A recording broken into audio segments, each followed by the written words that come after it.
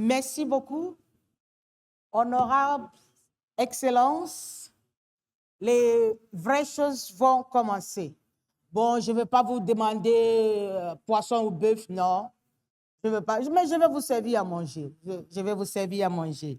Je vais vous servir un haut cadre, un membre du bureau exécutif de Connect, un entrepreneur visionnaire et l'un des bâtisseurs du numérique en Tunisie. Il est fondateur de Netcom depuis 1992, la première entreprise à avoir introduit les technologies TCP/IP et les réseaux Internet dans le pays. Il est membre du bureau exécutif de Connect, comme je l'ai dit, chargé du numérique. Il œuvre à la modernisation des tissus économiques tunisiens à travers la transition numérique, la cybersécurité et la durabilité technologique. Fort de plus de 30 ans d'expérience, il a dirigé des projets d'envergure, dont la mise en place d'Orange Tunisie, le système d'information du ministère de l'Intérieur du Kenya, la télécompensation bancaire nationale ainsi que des architectures sécurisées pour des banques, le CRHI et des grands groupes publics. Il est diplômé d'un exécutif MBA, certifié en communication digitale. Il intervient comme expert et conférencier sur la transformation numérique, le Green IT et la cybersécurité by design. Vous l'avez peut-être deviné, M. Karimarès est parmi nous et il va venir en bon geek, tout de noir vêtu, et il va nous parler des choses qui vont nous élever.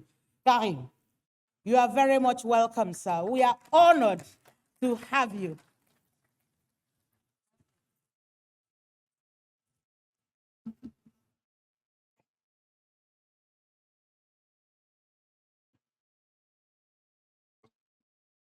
Bonjour, Sbahir. Good morning. Merci. D'abord, cette matinée, je tiens à remercier le Forum des DSI d'avoir choisi un patronat local pour l'ouverture et pour la keynote de cette édition. Il est important de choisir des gens qui sont sur le terrain. Parce que nous, on fait le tour du nord au sud, dans des secteurs comme l'industrie 4.0, comme la transformation digitale, et on sait vraiment que depuis quelques années, on a besoin de communiquer avec les managers. Or, aujourd'hui, je ne suis pas face à des managers, je suis à peu près face à mes pairs au niveau des technologies. Et je vais passer quelques messages dans cette keynote parce que c'est important. La situation de la Tunisie aujourd'hui, elle est importante par rapport à ce qui se passe dans le monde, la transformation digitale, l'arrivée de l'intelligence artificielle, bientôt générale, qui va nous dépasser tous. Et moi, je commence à avoir un peu peur pour notre industrie. Je remercie aussi le fait d'être présent avec nos partenaires africains. Je vois plusieurs pays. Et moi, je vais vous le dire, je crois vraiment que l'avenir de l'innovation, à partir de 2040, il sera en Afrique. Et je vais vous le prouver, quelque part en donnant quelques exemples. Donc, on va démarrer la keynote par le premier slide.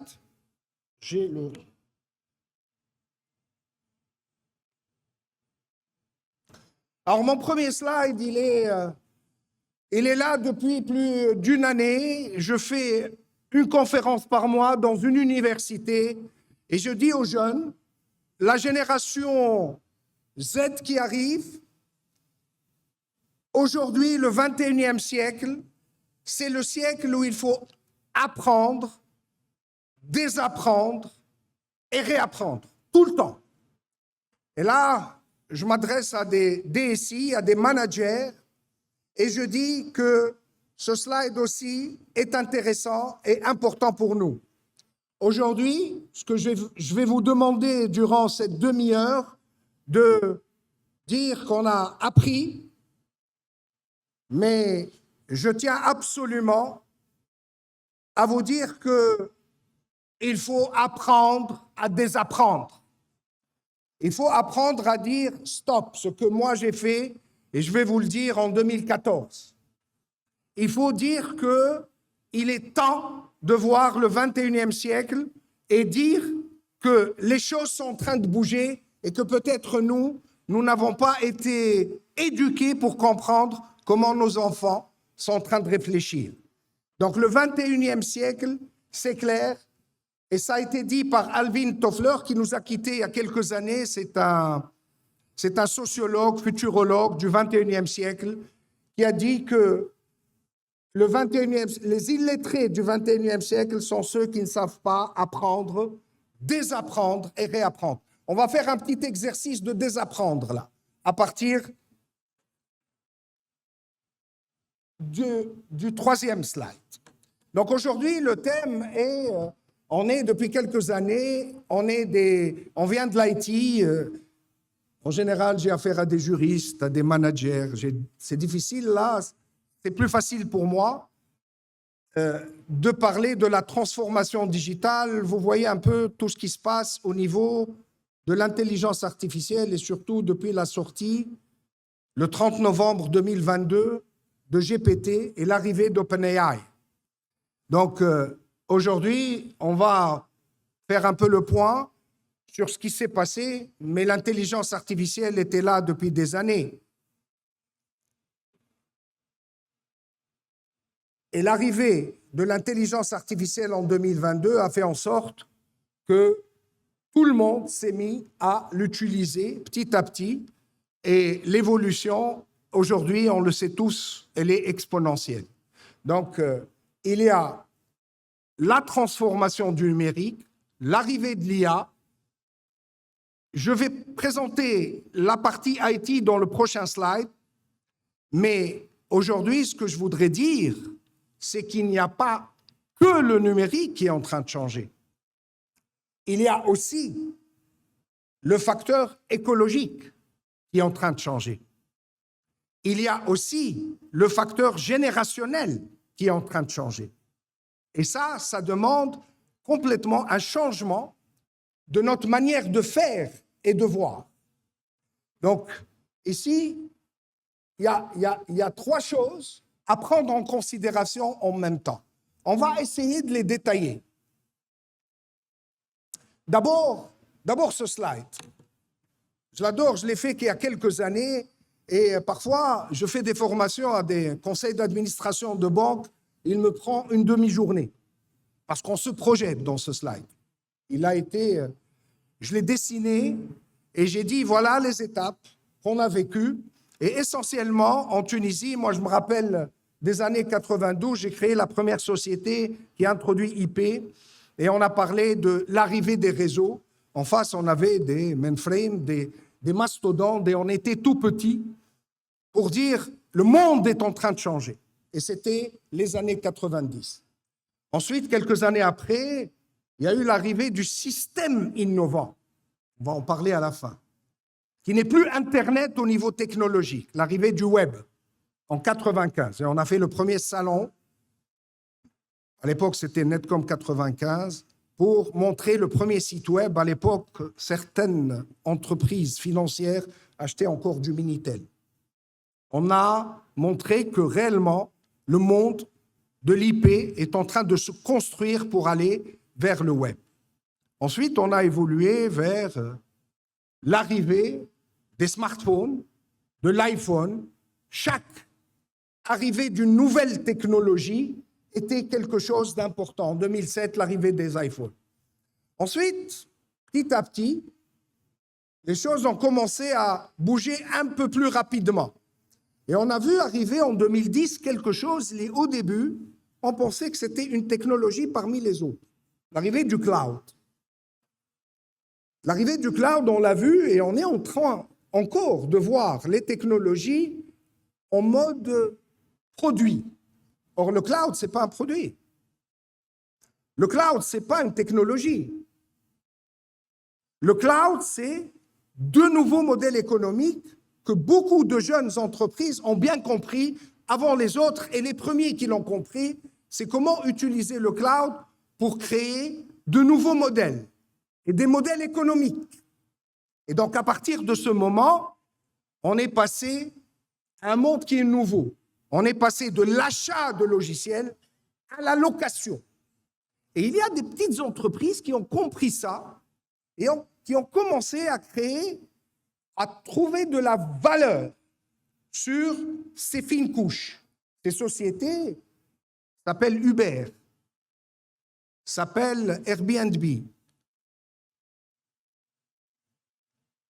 Ce passage, je vous assure que je discute avec plus de 90% des managers, on est encore au système qui n'a encore pas compris qu'on est passé d'un mode stock, on a un produit, vers un monde de plateforme. Et là, les IT vont comprendre. C'est un peu plus difficile de l'expliquer à d'autres métiers. Parce que c'est quoi les plateformes? Airbnb est le plus grand hôtel qui n'ont jamais... Alors, les gars n'ont jamais fait de formation sur l'hôtellerie. Hein. C'est le plus grand hôtel au monde. Il n'a aucun mur. Uber, le plus grand locataire de taxi qui n'a aucune voiture. Alibaba, le plus grand site de commerce électronique qui n'a aucun stock. Donc, c'est des gens qui ont vite compris que c'est des fines couches qu'on met et on prend les données de là où il y a les coûts pour aller chercher les clients et grâce à des algorithmes, on fait le matching. C'est des modèles économiques. C'est une autre manière de voir et de faire. C'est pour ça que quand je discute avec certaines banques, ici en Tunisie, chez nous, je trouve qu'on est encore en train de réfléchir en mode stock, en mode produit. On fait un produit, on le lance, on fait du marketing et on y va. Ben, je dis sincèrement, on a quelques années de retard parce que le saut vers le monde des plateformes, il faut commencer par le faire. Alors, qu'est-ce qui s'est passé en 2010? Quand on a commencé à mettre les plateformes, on est devenu quelque part, il y a quelque chose qui est né et qui sont les data. On est devenu de plus en plus data-driven. On dit, on devient data. Et quand on a les data, quand les data deviennent une ressource importante dans l'entreprise, là, petit à petit, on peut parler de l'intelligence artificielle. C'est les algorithmes qui vont traiter les data pour aller faire avancer et être plus proche des clients. Ça a été le cas d'Airbnb, ça a été le cas de Uber, ça a été le cas de Alibaba et d'autres entreprises. Ensuite, alors, la technologie ne s'arrête pas. On est passé au mode cloud, on est passé en mode plateformisation, l'ubérisation. Les entreprises ont commencé à réfléchir, certaines banques en Europe se sont regroupées pour dire il faut qu'on sorte une directive pour parler d'open banking, pour parler de l'ouverture, comment on va se connecter, comment on va changer notre modèle. Sinon, il y aura des néobanques qui vont arriver et qui vont nous dépasser. Ce qui s'est passé à Londres. La plus grande banque s'appelle Revolut. En Allemagne, la plus grande banque s'appelle N26. Parce que le système a changé. Le monde a changé. On est passé d'un monde stock à un monde plateforme. Alors, le monde de plateforme, ce n'est pas simplement de la technologie. Ce n'est pas de la technologie. C'est d'abord un mindset. Comment commencer à travailler ensemble, à écouter. C'est ce que je vais développer peut-être à la fin de cette présentation. Donc, parlons maintenant de technologie pour dire l'évolution est arrivée avec, on a parlé d'IoT, Internet des objets, les objets sont devenus connectés et la base et les données ont augmenté parce qu'on a plus de données avec les machines industrielles connectées. Et on a commencé à tester petit à petit les phénomènes de l'Internet des objets. Bien sûr, l'intelligence artificielle a évolué petit à petit du machine learning, du deep learning. Et en 2022, comme j'ai dit, il y a quelqu'un qui a ouvert le robinet. Moi, je suis très, très connecté. Et d'ailleurs, je vais vous dire très sincèrement, puisque j'ai beaucoup de personnes que je connais dans la salle, il faut faire réellement une pause. Comprendre que le monde, quand il a changé avec les plateformes, c'est quelque chose qui est nécessaire. Et cette pause, c'est le désapprendre. Il faut arriver aujourd'hui à comprendre que l'intelligence artificielle, quand elle a été lancée par Sam Altman en novembre 2022, il y a eu une accélération à tel point. Moi, je suis connecté avec mes enfants, j'ai 2 qui sont à la Silicon Valley. J'ai reçu un téléphone pour me dire « la bombe est lâchée ». Moi, je les crois, mes enfants. Et d'ailleurs, j'ai fait ma pause avec eux. Depuis 2014, quand j'ai visité Facebook, à l'intérieur de Facebook, j'ai compris qu'on était, Europe incluse, out, et qu'on était déjà dépassé en 2014. Donc, de l'intérieur, on voit que le monde, de l'intérieur de Facebook, on se rend compte que le monde a changé et que réellement, on est passé à une époque où les data, où les informations personnelles deviennent le capital sur lequel on travaille. Donc, l'intelligence artificielle, quand elle est sortie, c'était une bombe pour ceux qui sont sur le terrain. Une bombe, c'est, même pour eux, c'est quelque chose qui est aussi important que l'électricité. Pourquoi? Parce qu'ils savent que derrière, la marche a commencé. Le système s'est mis en place. Tout ce qui était dans les laboratoires a été lâché sur le terrain.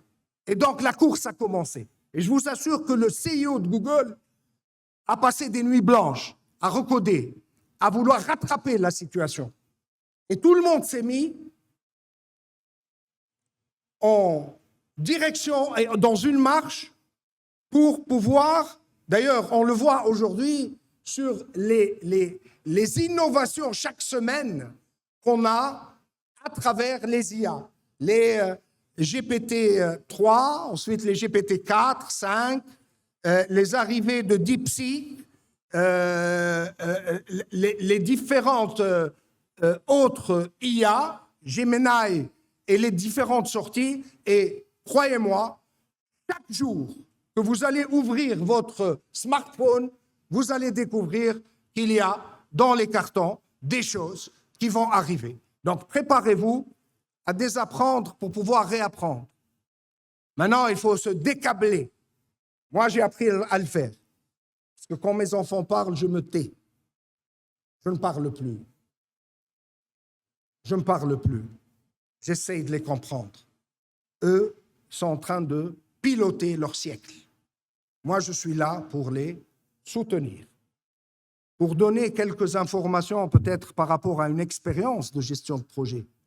Mais leur dire quoi faire, c'est fini. C'est fini. Il faut l'accepter maintenant.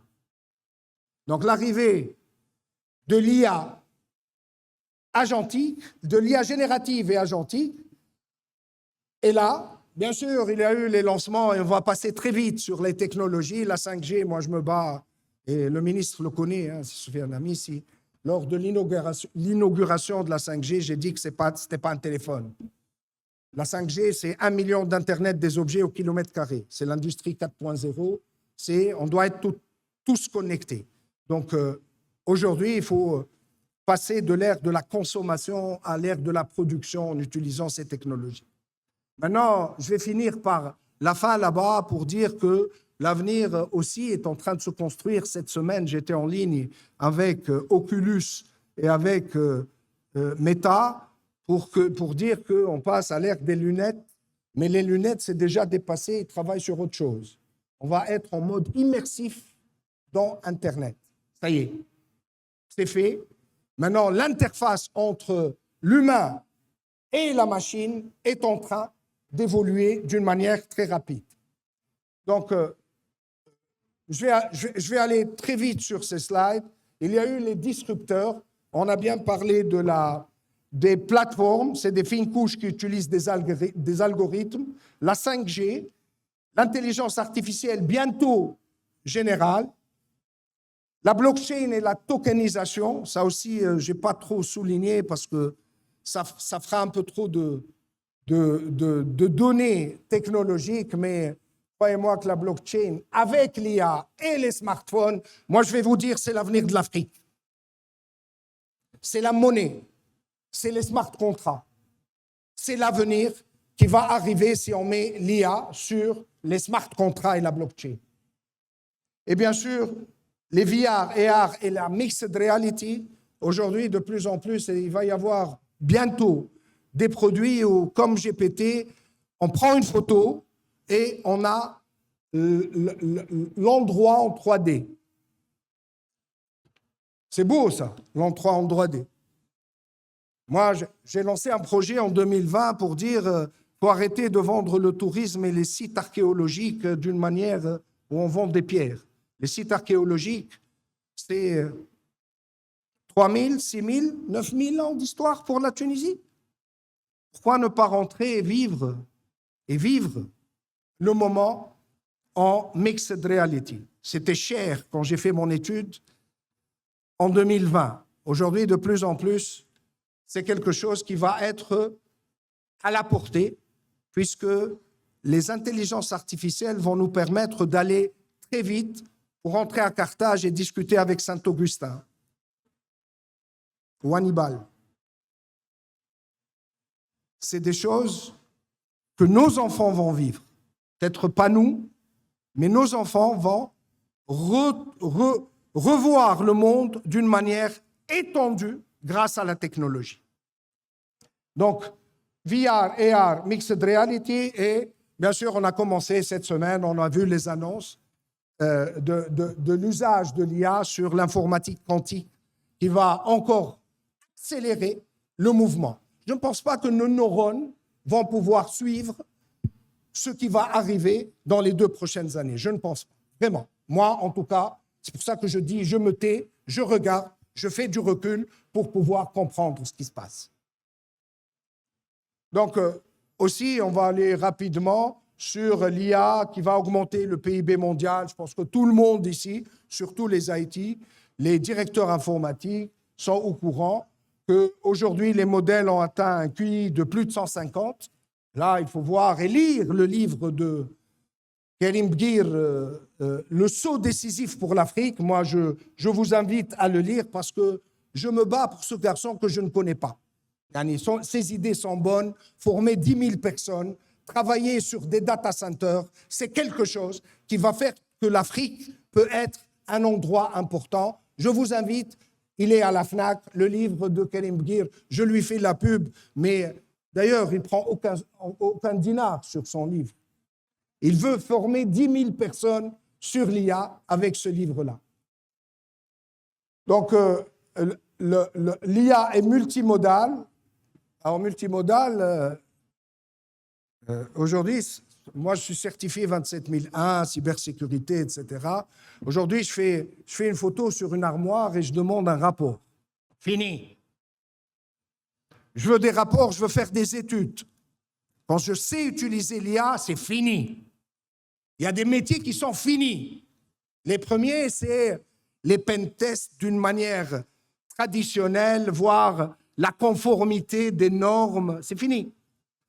Aujourd'hui, c'est des choses qui vont aller très rapidement. Je sais que ça touche plusieurs qui sont dans la salle, mais rassurez-vous, il y a d'autres métiers qui vont arriver. Savoir dire, ça va, on a appris, mais on doit passer à autre chose. Donc, l'IA, est quelque chose de multimodal. Elle sait voir, écouter, générer des textes, faire de la réflexion. Avec l'arrivée de O3 et de GPT-5, elle réfléchit, regardez un peu comment vous lui posez la question. Et d'ailleurs, je pense que tout le monde sait utiliser GPT, ce n'est pas Google. On lui pose la question pour lui dire « agis comme un expert qui a 30 années et donne-moi, qu'est-ce que tu en penses ?» Donc, ça se positionne pour pouvoir répondre. Il faut savoir agir et prompter avec les IA. Et sur YouTube, vous êtes vraiment... Les formations, il n'y a que ça. Les transformations, il n'y a que ça. Sur les sites de formation en ligne aujourd'hui.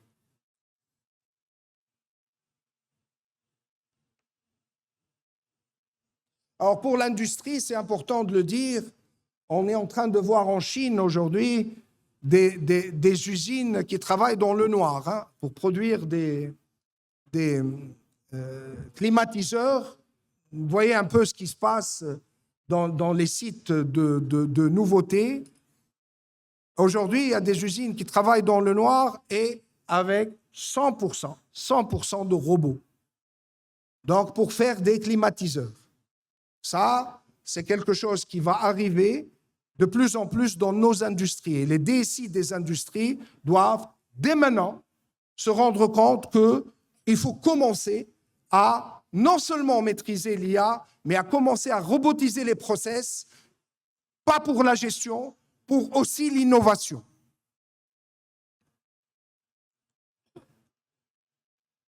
Alors, 2030, sachez que d'ici 2-3 ans, on sera vraiment connecté. On sera connecté à travers, on l'est déjà. Vous remarquez, si vous perdez votre téléphone, comment ça se passe? Donc, vous serez de plus en plus connectés. Je vous assure que les lunettes Oculus aujourd'hui, c'est des choses qui sont déjà là et qui donnent de vrais résultats. Neuralink, c'est quelque chose qui a commencé il y a quelques années, mais quand je vois OpenAI investir dans les puces, je dis, c'est des choses qui vont arriver. On aime ou on n'aime pas. Nous, on est là pour réfléchir ensemble. Mais une chose est sûre, on sera tous connectés en temps réel avec nos bureaux, nos maisons, notre porte-monnaie et avec la base autour de nous. C'est une réalité qui va arriver les prochaines années.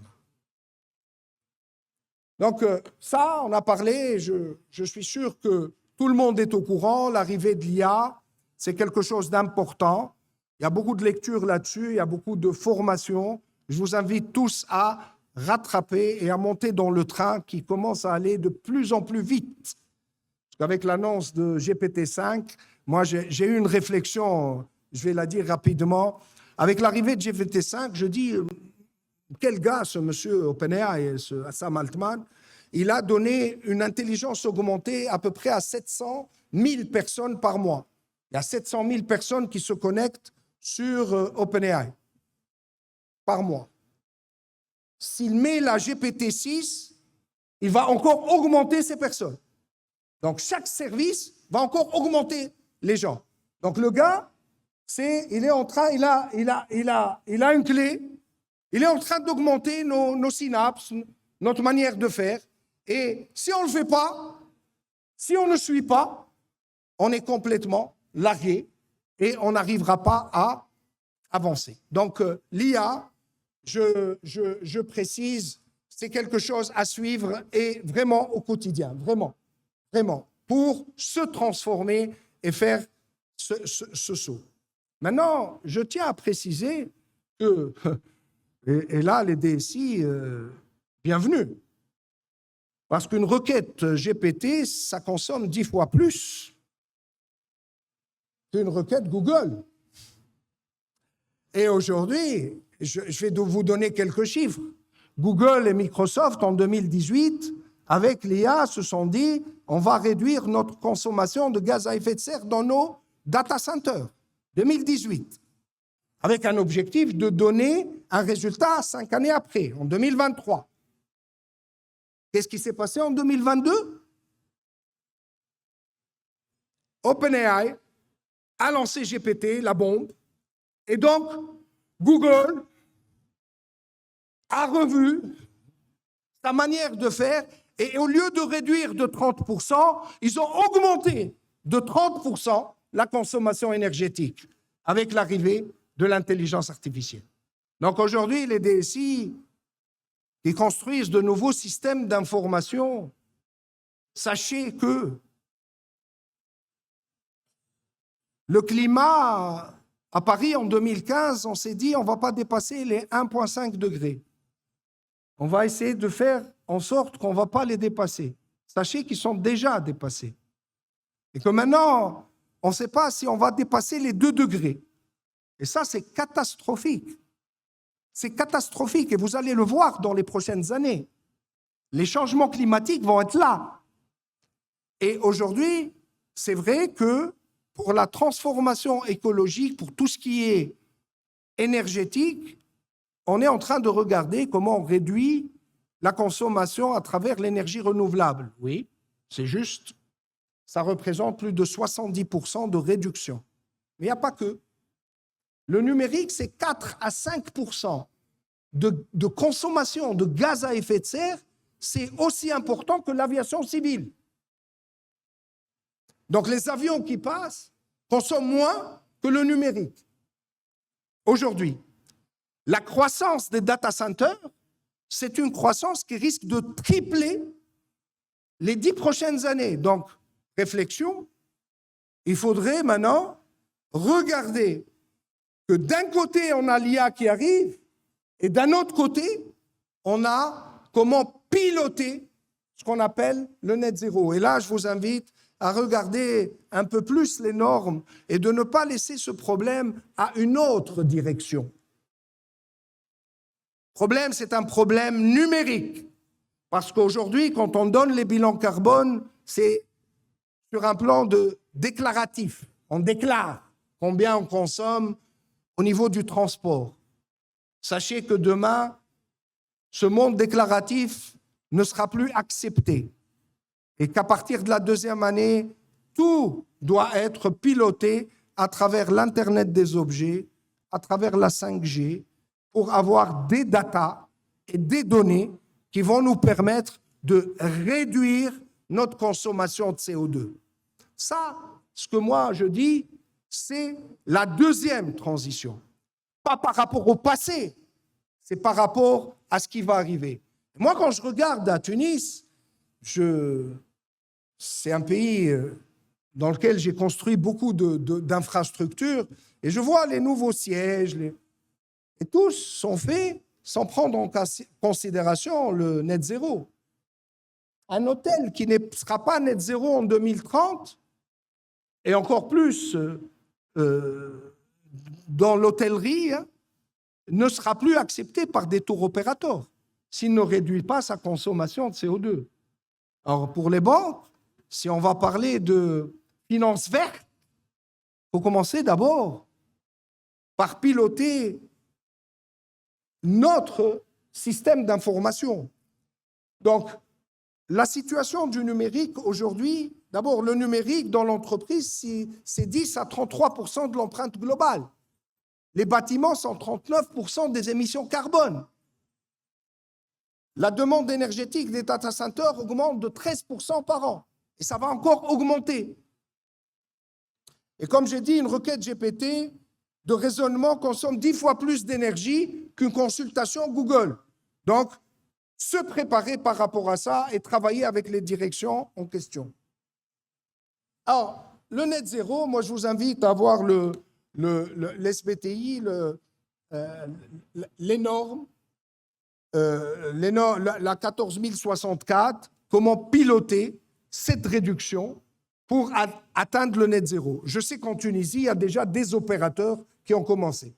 Un opérateur, Orange en l'occurrence, je discutais avec Sofrecom qui ont pris en charge le net zéro de l'opérateur pour 2040, mondialement. Donc ça, c'est quelque chose qui se travaille petit à petit pour pouvoir réduire la consommation de gaz à effet de serre et de CO2. C'est vraiment quelque chose à prendre en considération dès aujourd'hui, surtout si on a quelque chose à acheter ou à construire. Sachez qu'en Europe, pour les exportateurs vers l'Europe, 70% des grandes entreprises européennes devront démontrer une trajectoire net zéro d'ici 2040. Et si on veut réduire chaque année, il faut piloter tout ça. Le piloter, ce n'est pas déclaratif. Il faut de l'IoT, il faut des systèmes d'information, il faut des tableaux de bord. Ça n'arrive pas avec... Ce n'est pas un bilan comptable. Ce n'est pas quelque chose où on va appeler un commissaire aux comptes pour changer. Non. Ça va arriver, il faut piloter et montrer qu'on est en train de réduire réellement, année après année, la consommation des gaz à effet de serre et des carbone. Alors, moi, je me bats en ce moment avec ce qui se passe chez nous. Excusez-moi, nos amis africains, en Tunisie, il se passe des choses avec le Green et avec le groupe chimique au sud et avec notre sud où réellement c'est un endroit où on va bientôt installer des panneaux solaires pour vendre l'électricité telle qu'elle est en Europe. Je dis c'est faux. Aujourd'hui, avec l'IA et avec tous ces milliards de neurones dans ces salles, on peut construire de la valeur ajoutée et au lieu de livrer de l'électricité, on peut très très bien livrer de l'IA agentique, surtout si on fait appel à des gens comme Instadeep, comme des entreprises autres, tunisiennes dans le monde, pour venir nous aider à comment regarder le monde à travers l'IA pour pouvoir livrer cette valeur ajoutée, au lieu de livrer de l'électricité à l'état pur. Donc, et pour ça, j'ai mis ce slide où on parle déjà de villes 100% autonomes. Il y a certains bâtiments qui sont déjà à énergie positive. Donc, quand on construit un bâtiment aujourd'hui, il faut voir qu'on peut livrer de l'énergie. Donc, consommer et livrer. Alors, pour un bâtiment, c'est simple, mais si on voit une ville, c'est encore plus compliqué. Mais ça commence par un bâtiment. Si aujourd'hui on prend une ville pour la rendre à énergie positive, on ne sera pas les seuls puisque Copenhague, c'est un objectif en 2035, San Francisco et Sydney 2040. C'est un travail, hein? C'est un travail d'énergie, d'intelligence, c'est un travail d'IT, c'est un travail qu'on pourra mettre en place. D'où je lance l'idée que le sud tunisien, pourquoi pas, qu'ils deviennent des oasis de villes green, vertes, pour livrer non seulement de l'énergie, mais en plus des couches d'intelligence artificielle. Donc, c'est dans ce cadre que j'ai mis ce slide. C'est beaucoup de changements. Hein?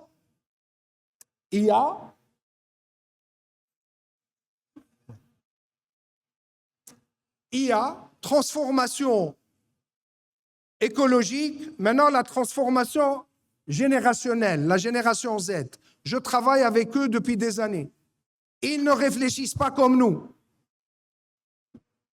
Ils sont en train de démissionner. Pas en Tunisie, en Europe.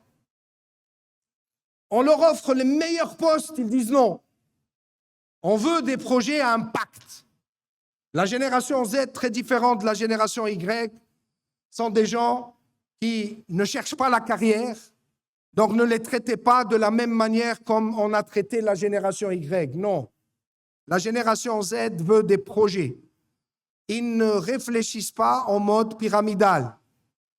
Ils travaillent avec des feedbacks. Ils veulent travailler dans des organisations où il n'y a pas l'horaire de travail de 8h à midi et de 14h à 17h. Non. Il faut changer de mindset et commencer à les écouter. Comme j'ai dit, quand mes enfants parlent, je me tais. Maintenant, il faut se remettre en cause, désapprendre pour réapprendre. Ça, c'est la génération Z. 5 minutes. 2. Donc, le CIO, parce que c'est là où c'est intéressant, il faut être, pour moi, aujourd'hui, vous avez la responsabilité. Parce que il n'y a pas trop de gens qui viennent du numérique. Il y a beaucoup de gens qui viennent du juridique, des médecins. Et parler de la transformation aujourd'hui, le numérique est un atout. Et vous, vous êtes des acteurs. Donc, il faut convaincre sa direction, convaincre les gens qui sont autour de nous que le monde est en train de changer. Donc, les atouts aujourd'hui d'un CIO, c'est le charisme, la vision. C'est pour ça que je parle de la vision. Où on va? Qu'est-ce qu'on veut faire en 2040? Des valeurs, l'écoute et la confiance. Le monde pyramidal est fini. Il est fini. Le rapport de force est fini. Aujourd'hui, c'est des rapports de flux. Si on veut travailler, c'est comment travailler ensemble pour créer des systèmes innovants et pas de l'innovation produit. Donc, accompagner le pouvoir transversal, l'intelligence connective, collaborative et collaborative et collective, mais le plus important, c'est de créer des espaces. Mon seul conseil sur lequel je veux finir, il n'y a pas une industrie, il n'y a pas une banque, il n'y a pas un ministère qui ne doit pas faire sa sandbox et commencer à travailler avec les nouvelles générations. Ça, c'est important. Ça en va de l'avenir de vos entreprises.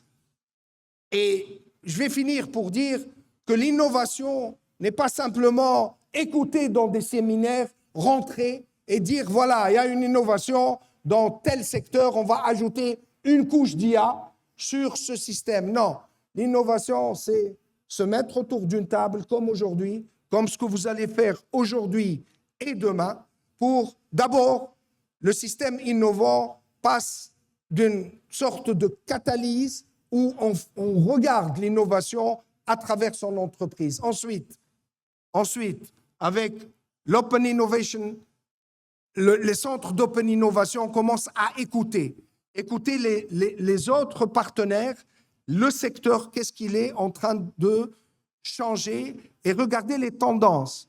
On est connecté, on sait ce qui se passe à Hong Kong, on sait ce qui se passe au Vietnam aujourd'hui, on sait ce qui se passe en temps réel, si on veut, en Corée du Sud.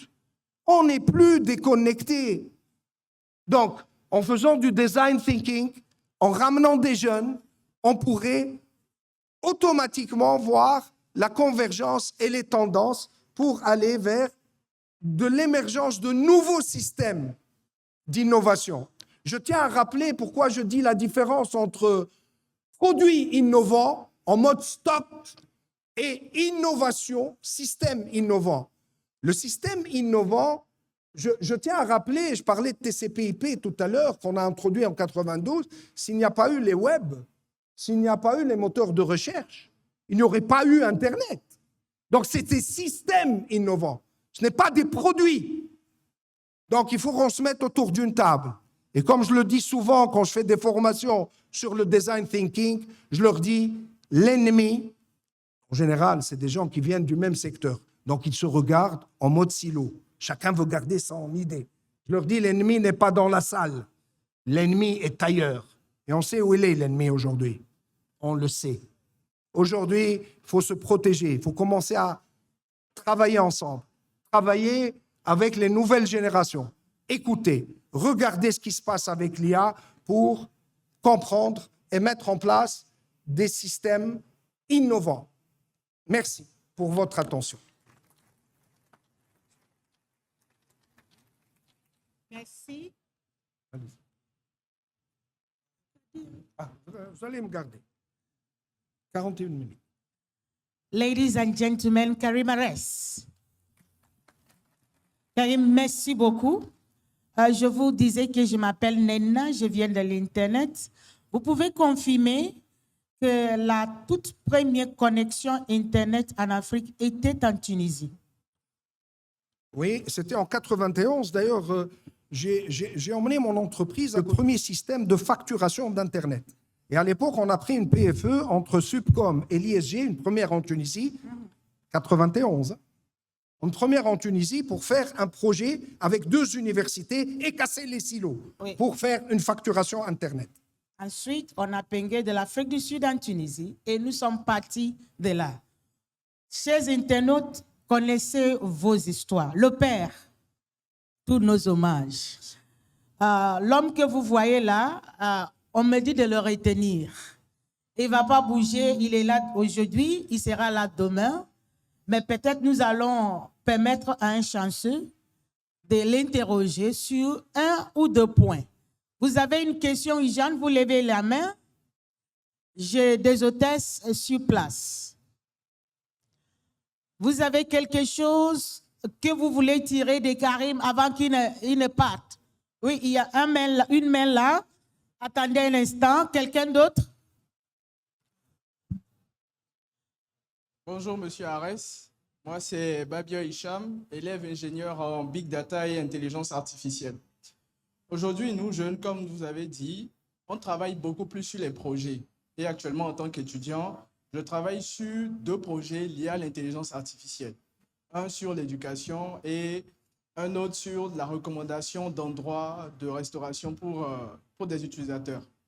Ma question, c'est de savoir si aujourd'hui, avec l'expansion de l'intelligence artificielle et les entreprises en IA qui poussent un peu partout comme des champions, on va dire, qu'est-ce qu'une entreprise qui veut être dans le domaine de l'IA doit faire pour se démarquer et pour vraiment être une entreprise à part entière?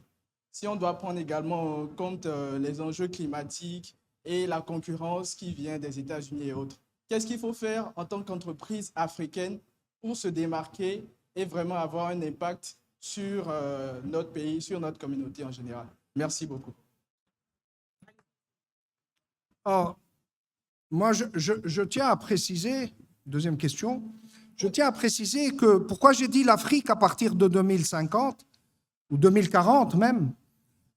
D'abord, moi, je travaille avec un opérateur ici en Tunisie, Orange, que j'ai installé en 2008, et je dis toujours que Orange a changé de métier, a commencé à changer de métier en Afrique, pas en France. Passer du métier de l'opérateur qui vend des téléphones et des puces vers une banque, ça a été l'Afrique. C'est pour ça que moi, je crois que toute innovation, ça, je ne parle pas de M-Pesa et du Kenya, je parle déjà d'un opérateur français qui a changé son métier pour acheter une banque en France. Ça s'est passé où? Ça s'est passé en Afrique. Donc aujourd'hui, quels sont les projets? Comment on peut voir? Moi, j'apprends. J'apprends, encore une fois, de mes enfants. Alors, l'IA est là. Il faut savoir l'utiliser pour regarder devant et faire les transformations nécessaires. Vous ne pouvez pas voir le produit si vous ne vous projetez pas en 2030 par rapport à votre environnement, à votre continent, à la croissance que vous voulez mettre en place et aux rêves que vous allez réaliser. Ça, c'est par rapport aux produits. Maintenant, il y a des secteurs où il faut de l'intelligence artificielle. Ils sont plus lourds, ils sont moins business, on veut dire. C'est le secteur de l'éducation et le secteur de la santé. C'est des secteurs auxquels il faudrait vraiment introduire de l'IA aujourd'hui, introduire de la connexion. J'ai oublié de dire que la 5G, c'est la téléchirurgie. C'est un temps de latence inférieur à 1 milliseconde. Donc c'est quelque chose où on peut réellement, tout ce grand continent qu'on découvre. Moi, à mon âge, je découvre la grandeur de l'Afrique, parce que dans les cartes, on nous a montré une Afrique plus petite. Et aujourd'hui, on se rend compte qu'on a un territoire beaucoup plus important, qu'on aura 2 milliards de personnes en 2050. Alors 2 milliards fois 8 milliards de neurones, calculez. D'accord. Merci. Oui, monsieur. Oui, j'avais une question. Donc, Soala Moumini, je suis directeur général de la Société nationale d'électricité des Comores. Comme vous l'avez souligné, ce qui définit l'intelligence artificielle, c'est la data. Sans data, il n'y a pas d'intelligence artificielle. Aujourd'hui, comment vous voyez la gouvernance de la data en Afrique? Puisque on a des réglementations qui se mettent en place partout dans le monde. Et malheureusement, en Afrique, il n'y a pas énormément de mouvements autour de la data africaine. Comment vous voyez les choses? OK, on va prendre la dernière question. L'autre côté, Oui, bonjour. s'il y a une dame, je donnerai l'occasion à une dame, mais ça sera la dernière question à l'absence d'une dame. Oui, monsieur. Oui, bonjour à tous. Je réponds au nom de Souleymane Bari. Je suis du Club DSI du Sénégal. Je suis DSI dans le public et en même temps formateur à l'université numérique Cheikh Hamidou Kane, qui est une université à vocation numérique. Donc, remercier le Club DSI. Donc, ça fait, depuis 2014, on participe au forum. Donc, ça fait 10 ans. Et chaque année, on se rend effectivement compte que le Club DSI travaille sur des thématiques qui cadrent avec le contexte actuel, avec la réalité actuelle du moment. Et bravo pour cela. Et je pense que notre question, vous avez effectivement sur votre l'avant-dernière slide, vous avez effectivement parlé de la posture aujourd'hui du DSI par rapport à l'IA. J'aimerais peut-être vous entendre peut-être par rapport à la question du leadership. Aujourd'hui, la question du leadership du DSI par rapport à tous ces problèmes. Parce qu'aujourd'hui, la question de l'IA, c'est une question qui taraude un peu partout.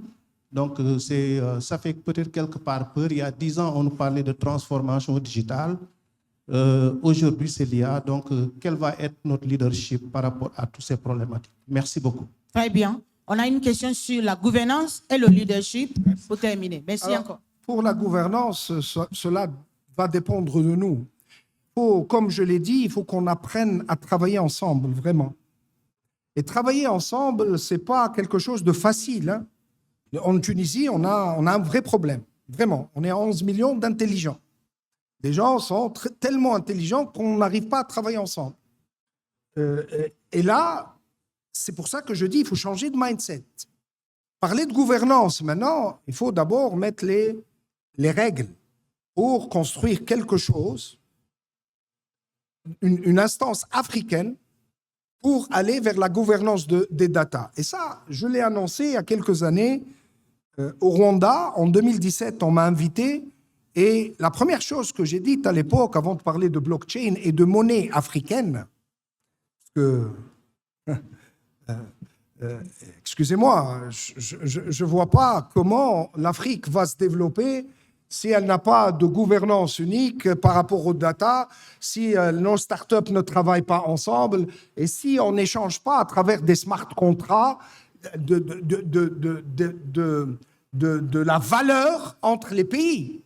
Donc aujourd'hui, oui, il faut commencer d'abord pays par pays, voir les expériences et mettre en place une gouvernance globale des data, mais surtout mettre des data centers. Sachez, c'est pour ça que je vous invite à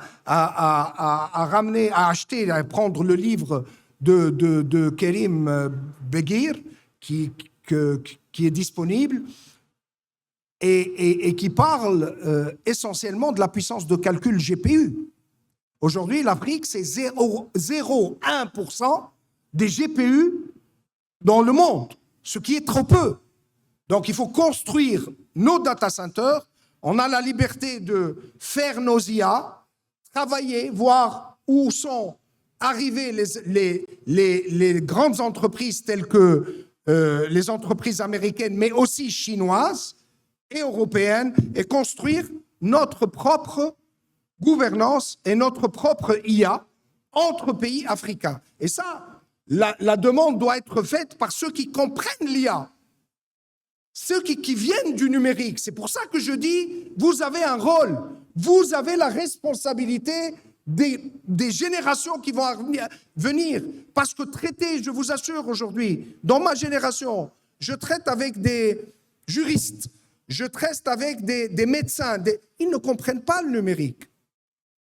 Quand on est DSI, on est prêt comprendre le changement qui se produit dans le monde et donc on a une responsabilité ensemble et j'espère que le forum des DSI va être un démarrage pour une réflexion globale d'une Afrique construite avec l'IA et le numérique. Alors, par rapport au leadership, bien sûr, aujourd'hui, il faut passer, c'est le but de la présentation, il faut passer de l'IT qui est là en mode stock à résoudre les problèmes vers une vision. J'ai dit la vision et le leadership. Maintenant, il faut, moi je vois et je dis, tous les futurs managers des banques, des organismes doivent venir avec une culture numérique et avec l'IA, sinon on sera déconnecté. Donc le leadership, maintenant, si on l'a pas eu, si on n'a pas eu la chance d'être leader dans nos entreprises, il faut bouger, il faut travailler avec des jeunes, il faut créer l'open innovation, parce que le monde changera. Il changera de toutes les manières, avec, sans le changement qu'on va faire, il va changer. Donc, il faut être leader aujourd'hui et piloter à travers l'IA. Merci beaucoup, Karim. Merci bien. Il est encore là. Si vous voyez un homme tout en noir vêtu, c'est lui. Il est là, il a ses cartes avec lui. Et quand il parle, nous nous taisons. Et quand ses enfants parlent, lui, il se tait.